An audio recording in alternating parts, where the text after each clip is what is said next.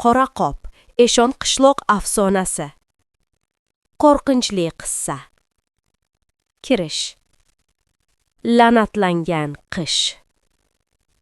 Eshon qishloq xaritada yo'q joy emasdi, lekin uni topib borish hammaning ham qo'lidan kelmasdi. Bu qishloq tog'larning shunday bir kovagida joylashganki, bu yerga quyosh nuri ham ehtiyotkorlik bilan tushardi. Ayniqsa qish kelganda. Boshqa yurtlarda birinchi qor yog'ishi bayram, bolalar uchun quvonch bo'lsa, Eshon qishloqda bu motam darakchisi edi. Osmondan oq parchalar tusha boshlashi bilan qishloq ahlining yuragiga g'ulg'ula tushardi. Ko'chalarda shodon qiyqiriqlar, qorbobo yasayotgan bolalar yoki chana uchayotgan o'smirlar ko'rinmasdi. Aksincha, qor tushishi bilan darvozalar zanjirlanar, derazalarga qalin pardalar tortilar, ota-onalar esa bolalarni bag'riga bosib, tuni bilan mijja qoqmay chiqishardi. Chunki Eshon qishloqning o'z qorbobosi bor edi. U sovg'a ulashuvchi saxovatli chol emas, balki asrlar qa'ridan kelgan qadimiy la'nat edi. Qishloq qariyalarining aytishicha, bu maxluq qishning eng sovuq tunlarida uyg'onadi.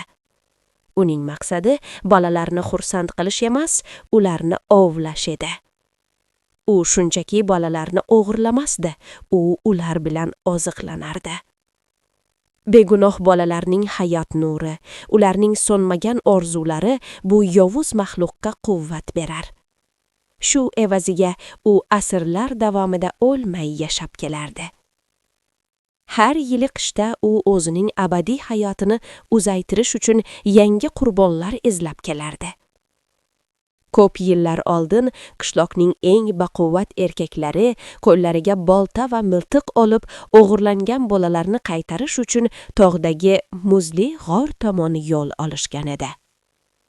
O'shanda o'nlab erkaklar ketgan bo'lsa, birortasi ham tirik qaytmadi. O'rmon ularni yutib yubordi. Faqat shamolning uvillashi orasida ularning so'nggi chinqiriqlari eshitilgandek bo'ldi xolos. Shundan beri hech kim unga qarshi chiqishga botin olmaydi. Odamlar uning nomini aytishdan ham qo'rqishadi. Chunki uni ko'rishning o'zi yo'q dahshat edi. Aytishlaricha uning yuzini ko'rgan odam shu zahotiyoq qo'rquvdan hushidan ketar, ba'zilarning esa yuragi bu dahshatni ko'tara olmay yorilib ketardi. U inson qiyofasidagi iblis, bayram niqobi ostidagi o'lim edi. Mana, Eshon qishloqqa yana qish keldi. Havo sovidi. Osmonni qo'rg'oshindak bulutlar qopladi. Kechasi esa uzoqdan, tog'lar orasidan tanish va mash'um tovush eshitila boshladi. Og'ir qopning yerga ishqalashinga va g'alati sovuq kulga. Ov boshlangan edi.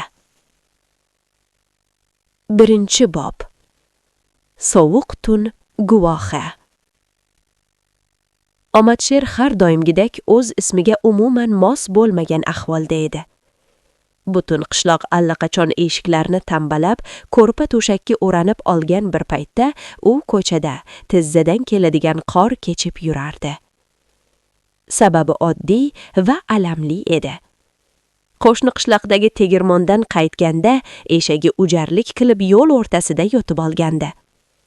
Uni turg'azaman degan rosa 2 soat vaqt yo'qotdi. Oqibatda qishloq ahli eng qo'rqqan vaqt, ya'ni o'lik tunga qolib ketdi. Sovuq yuzini qonli ziyofat va qora qasr. Omadsher maxluqning izidan borarkan, qor ustidagi chuqur izlar oddiy odamnikidan ko'ra ko'proq qandaydir og'ir yuk mashinasinikiga o'xshardi. U o'rmon chetiga yetganda oldinda g'alati g'uddirlash va suyaklarning qarsillab sinayotgan tovushini eshitdi.